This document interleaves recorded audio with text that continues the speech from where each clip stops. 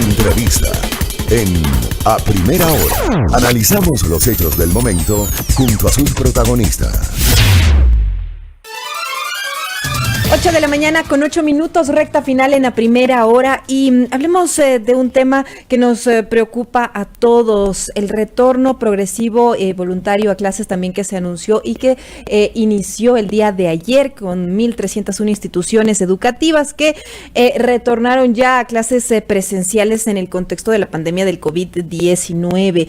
¿Qué es lo que opinan los expertos? Nos vamos a enlazar ya con Carola Cedillo. Ella es pediatra infectóloga y le vamos a hacer pues todas estas preguntas que se nos quedan, sobre todo en temas de bioseguridad. Iniciamos preguntándole cómo se recibe esta decisión del inicio de clases por parte del sector médico pediátrico. Muy buenos días, doctora, bienvenida. Buenos días, Radi, muchísimas gracias.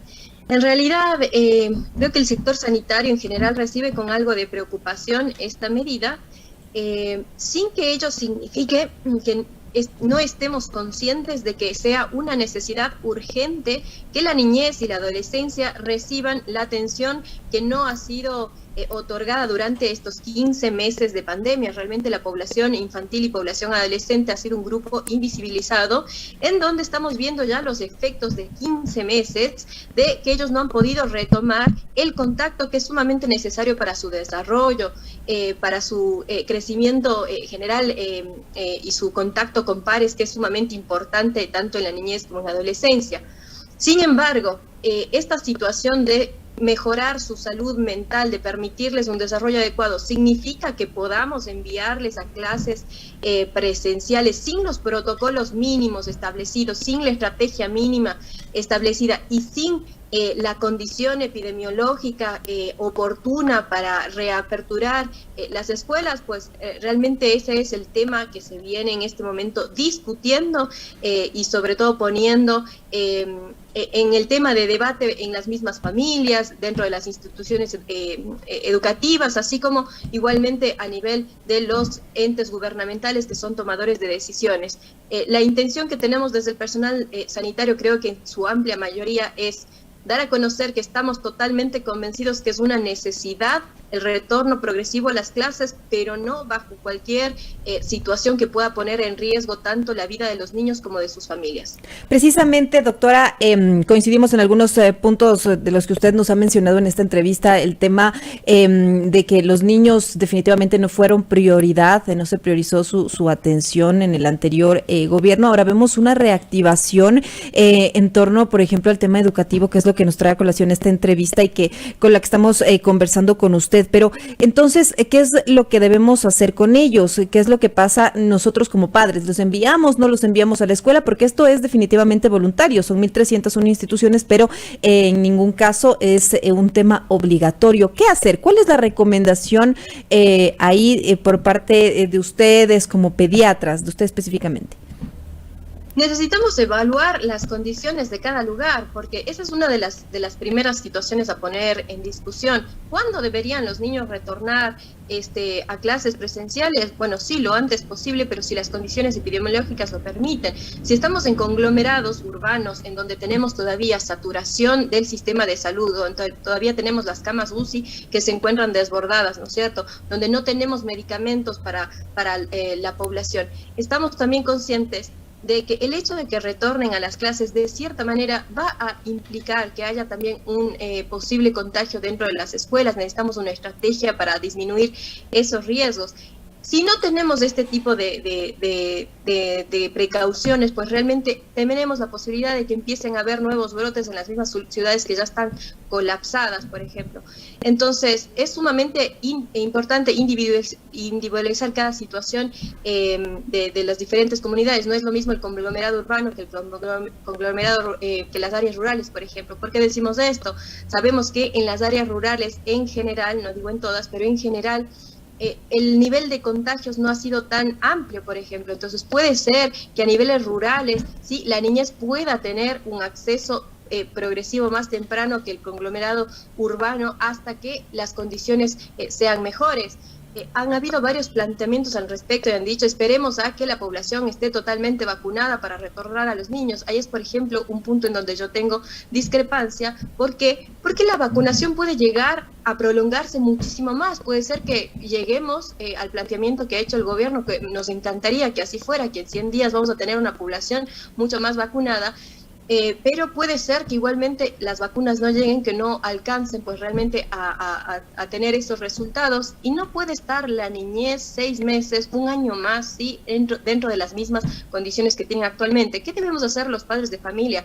Uno, vigilar o escuchar cómo se encuentra la situación epidemiológica para realmente tomar una decisión al respecto. Segundo, es pedirles a las instituciones cuáles son las medidas que han sido adoptadas dentro de las escuelas y colegios y ver que cumplan los mínimos requeridos. ¿Qué son los mínimos requeridos? No es importante que realmente la institución, no es lo más importante que estén viendo si van a desinfectar las bancas, que tengan pues todos estos temas de medidas de higiene que son necesarias, pero no lo fundamental. Lo fundamental es qué medidas adoptaron para garantizar la ventilación dentro de las aulas escolares, ¿sí? Para evitar las aglomeraciones en el momento en que llegan, ¿sí? Y cuál es la estrategia epidemiológica adicional que se ha tomado, ¿no? O sea, pues sabemos que son niños, van a estar en contacto más cercano, en algún momento van a haber contagios. ¿Y qué va a pasar cuando haya un niño contagiado? ¿Qué va a pasar con ese grupo? ¿Qué va a pasar con el profesor? ¿Cuáles son las medidas? ¿Cómo va a ser el testeo? Todo ese tipo de situaciones debe haber sido discutido para poder tomar una decisión adecuada y consensuada junto con la familia. Me gustaría ir por partes de algunas de los temas que ha tocado usted, doctora. Primero, los niños son realmente entes potenciales transmisores de la enfermedad, es decir, podrían generar que se aceleren los contagios del COVID-19 y en este sentido le pregunto, pues porque estuvo con nosotros un representante de UNICEF que definitivamente ellos están a favor del retorno ya a clases de los niños, obviamente con las medidas de bioseguridad. Sin embargo, nos habían dicho que no son entes potencialmente que contagien el COVID-19. ¿Cómo es realmente usted desde la visión pediátrica, por favor?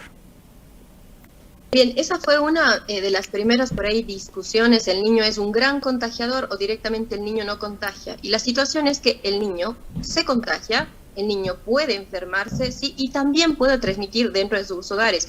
Ahora, que no sea el punto principal de contagios no quiere decir entonces que no vaya a provocar la posibilidad de que su familia también enferme, ¿sí?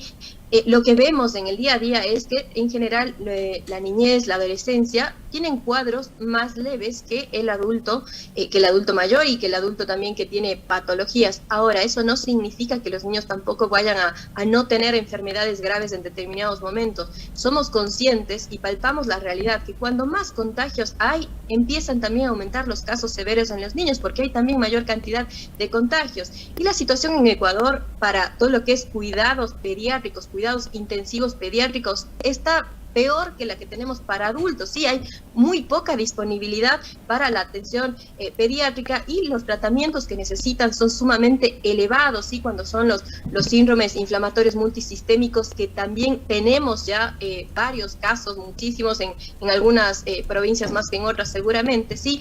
Y que los medicamentos no existen a disponibilidad del Ministerio de Salud Pública. Entonces es algo sumamente preocupante para nosotros cuando tenemos que pedirles a los padres que compren medicamentos que van más allá de $5,000, $7,000, $8,000, únicamente en ampollas, que son las gamma-globulinas que hacen falta cuando los casos de COVID severo afectan a la población infantil o juvenil. Así que tenemos la constancia, ¿sí? Así como la mayoría de estudios internacionales, de que la población pediátrica también enferma, algunos de ellos enferman gravemente y esto sucede sobre todo cuando hay una mayor cantidad de contagios. Y también tenemos la conciencia del hecho de que si el niño se contagia, el niño generalmente no tiene toda la posibilidad de que tenemos por ahí los adultos de estar un poco más distanciados o poderles hacer cumplir dentro de las casas las medidas de aislamiento. El niño es sumamente cercano a los padres, a la madre, quiere a veces dormir con ellos, sí o sí, más cuando está enferma, entonces no son condiciones similares, equiparables a lo que podemos hacer con adultos y con los niños. Debemos mirar cuál es la realidad de la niñez y pues cómo vivimos pues cuando un niño se enferma y cómo realmente llega a la posibilidad de contagiar dentro de los hogares por la condición que tiene como sí del comportamiento de niño.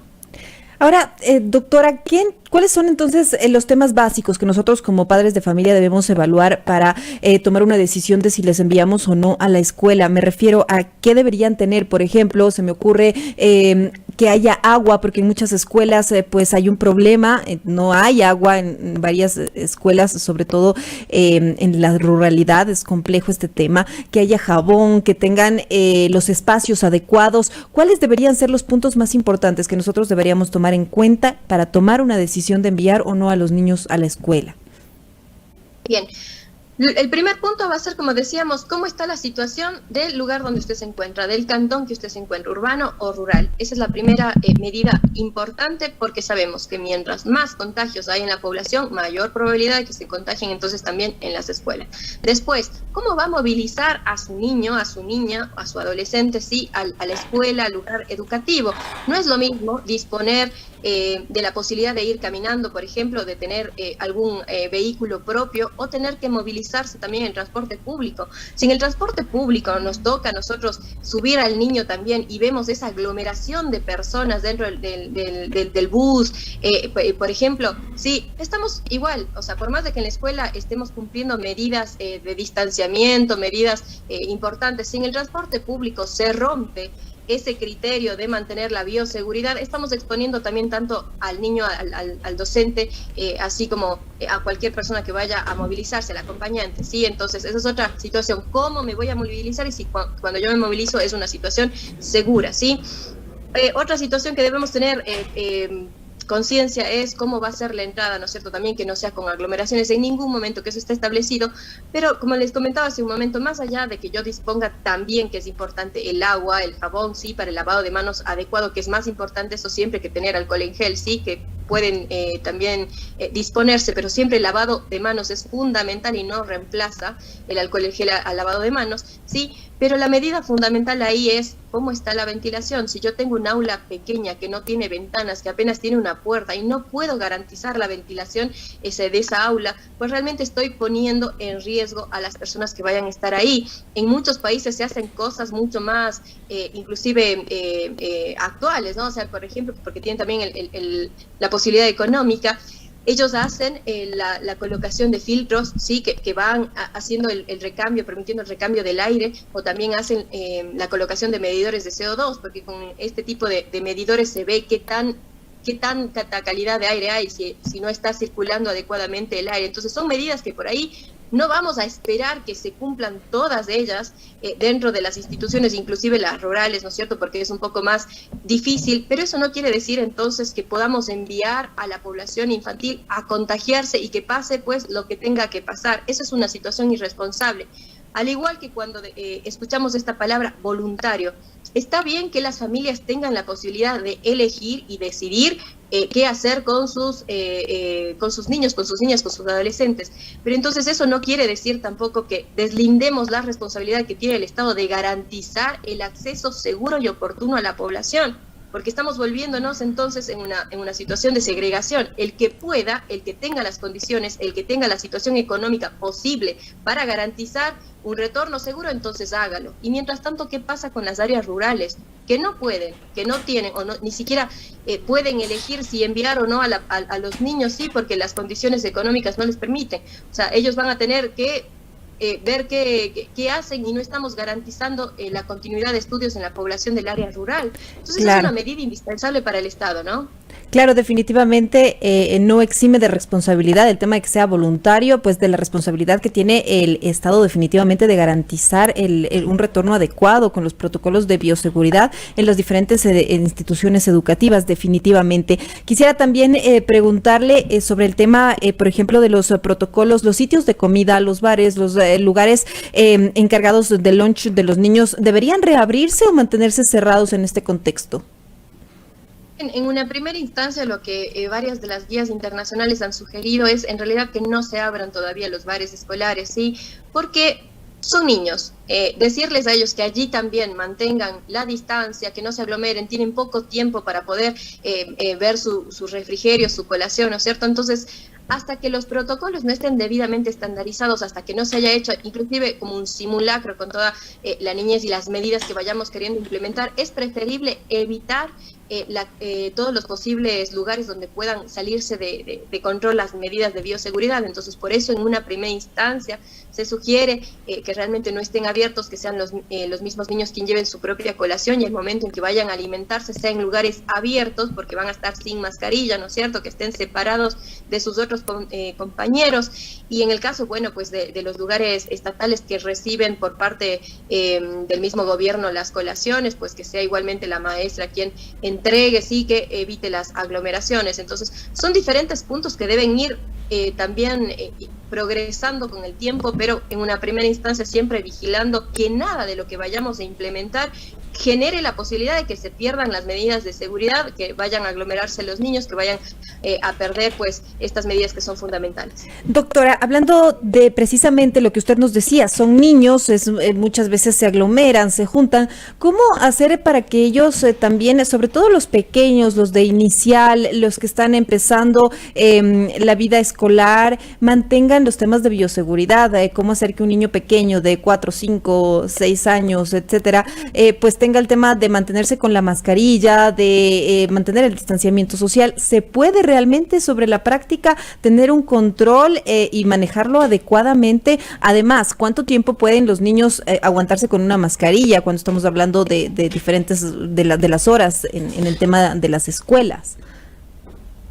Justamente ese es otro punto fundamental. Una cosa es lo que escribimos tras de escritorios y otra cosa es lo que pasa en la vida real. Entonces, eso es sumamente importante y nos vamos a dar cuenta cuando empiecen realmente a reaperturarse las escuelas. Hay ciertas edades y realmente, sobre todo en la etapa preescolar, estos niños que están iniciando igualmente la escuelita, los primeros grados, que no vamos a poder cumplir a cabalidad todo lo que esperaríamos cumplir, ¿no es cierto? Que no jueguen entre ellos, que se vuelvan a encontrar y no quieran jugar y no quieran estar en contacto más cercano, que utilicen mal la mascarilla. Vamos a empezar a ver situaciones en que se olvidan la mascarilla, se intercambian inclusive las mascarillas. Todo ese tipo de cuestiones van a poder pasar porque son niños, eso estamos conscientes. Entonces, por eso no podemos decirles a la población, no pasa absolutamente nada en el retorno. Por supuesto que pasa. Y por eso es sumamente indispensable haber tenido también la estrategia de vigilancia dentro de las escuelas, de los colegios, saber cómo vamos a proceder, ¿sí? Al igual que realmente pues tener claro pues que y pueden llegar a incrementar los contagios dentro de las comunidades en el momento en que se reaperturan pues las escuelas. Y pues realmente es necesario, indispensable que estemos conscientes de que la niñez tiene pues esta necesidad de retorno, pero sin duda es indispensable pues que vayamos poniendo todas las condiciones, generemos las condiciones para que ellos puedan retornar. Un niño también, para decir cuánto puede tener la mascarilla puesta, en realidad es lo que se aguante. Cuando los niños empiezan a tener dificultad, ya les va molestando, sí, ellos mismos van a retirarse.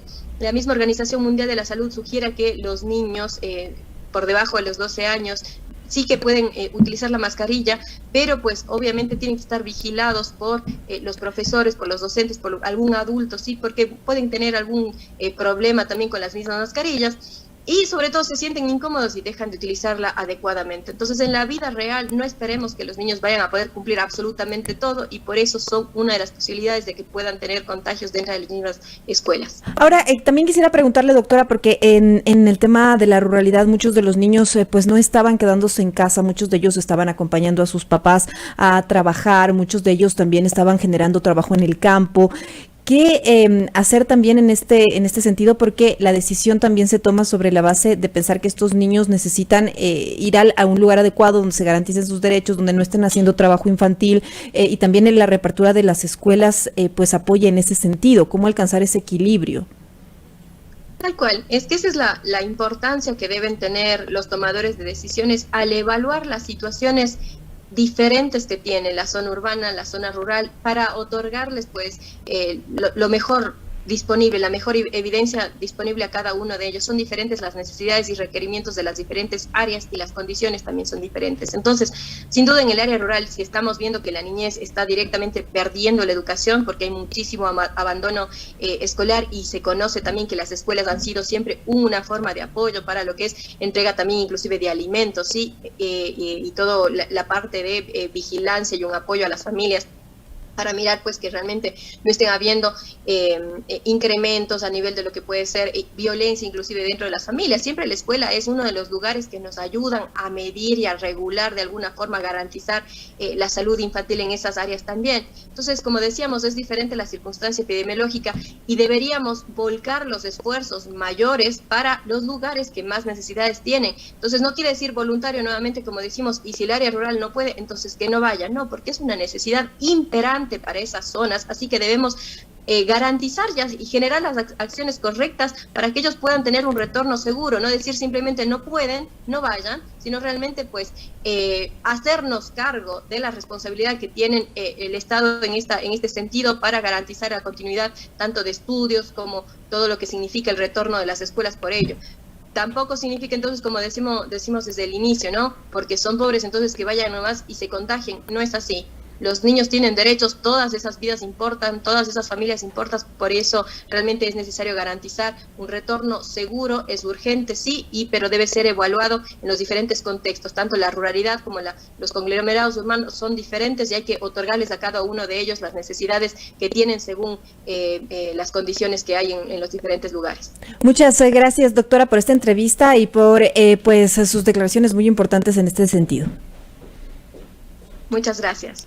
Muchas gracias. Estábamos dialogando con la pediatra infectóloga Carola Cedillo. Ya pues nos ha hablado de la posición desde el área de su expertise, la pediatría, respecto al retorno a clases. Nos ha dicho pues algo que ha sido fundamental. El tema de un regreso voluntario no exime pues el deber del Estado de garantizar un regreso adecuado de todos los niños pues ya a las aulas y al país. Se deben evaluar los diferentes puntos, cómo hacerlo para garantizar la bioseguridad y que definitivamente podamos seguir luchando contra el COVID-19 y que no se sigan contagiando y que no se afecte también a la población más pequeña, que es la infantil. 8 de la mañana con 30 minutos en la primera hora.